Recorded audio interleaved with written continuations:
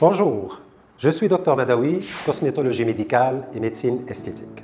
Aujourd'hui, je vais vous parler de la toxine botulique ou le Botox. La toxine botulique traite les rides d'expression d'hyperaction musculaire. Le but est de traiter les rides liées à l'hyperaction des muscles d'expression. Le Botox a énormément évolué ces dernières années. Aujourd'hui, on traite de façon plus subtile, légère et précise. On ne cherche plus à paralyser les muscles ou à figer les visages. Mais on cherche avec des techniques plus light et légères à détendre ces muscles et les rendre au repos.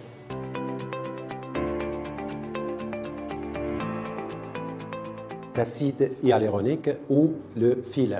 Aujourd'hui, on a compris que pour rajeunir, il ne faut pas seulement tirer les faces, mais il faut aussi restaurer les volumes perdus ou fondus avec l'âge. Il ne faut surtout pas créer d'autres volumes ou former d'autres visages, mais tout simplement de restaurer les volumes qu'on a perdus à travers le temps et les rendre plus naturels et jeunes.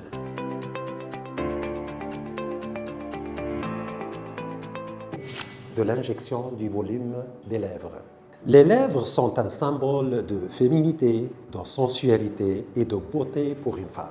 Réaliser une augmentation des volumes des lèvres augmente l'attractivité d'une patiente. Mais, comme toutes les bonnes choses, il ne faut pas en abuser.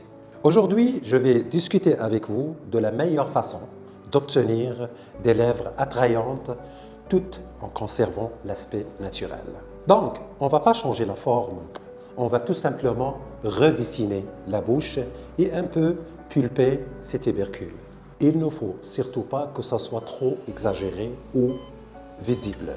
Il faut que ça soit très naturel et en forme harmonieuse et toute naturelle. L'essentiel, c'est de garder votre bouche et ne pas faire une autre bouche. L'injection du volume des lèvres n'est pas à propos de la grosseur, mais à propos du shape et de symétrie.